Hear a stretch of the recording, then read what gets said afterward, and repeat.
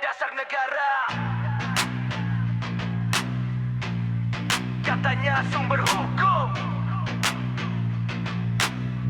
tapi kenapa yang kuat selalu kebal, dan yang lemah selalu dihukum.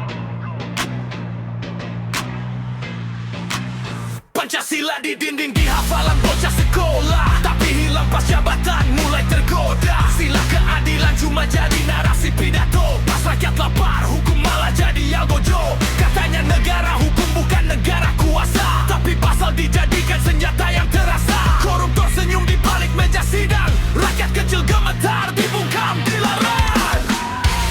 Pancasila tahu pasal, kenapa tak pernah sejalan? Keadilan cuma janji formal saat kuasa jadi Tuhan di pengadilan.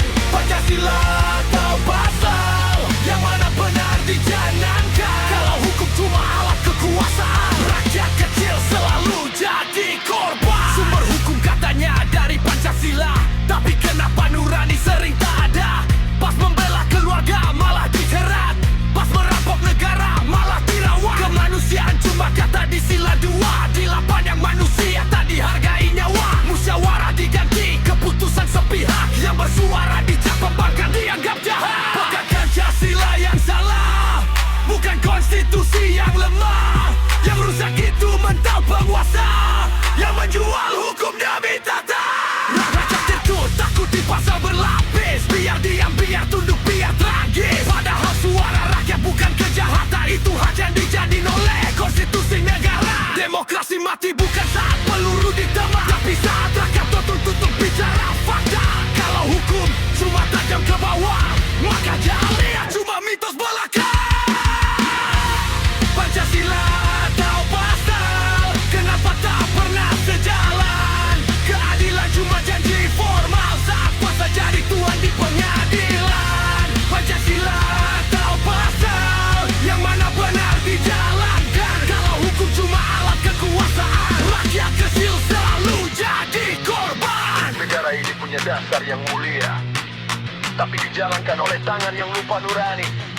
Selama hukum tunduk pada kuasa, Pancasila akan terus diperjuangkan oleh suara rakyat. Katanya dasar negara, katanya sumber hukum, tapi kenapa yang kuat selalu kebal,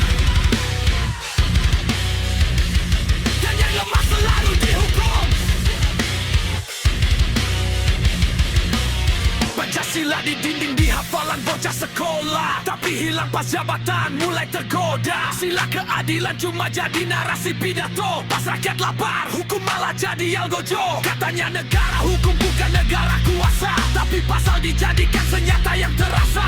Koruptor senyum di balik meja sidang, rakyat kecil gemetar dibungkam dilarang. Yes!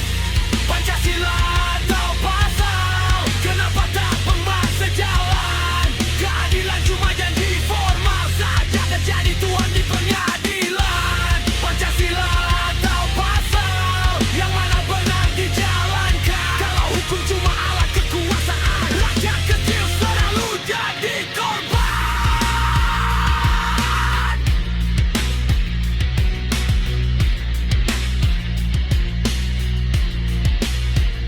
Sumber hukum katanya dari Pancasila, tapi kenapa nurani sering tak ada? Pas membela keluarga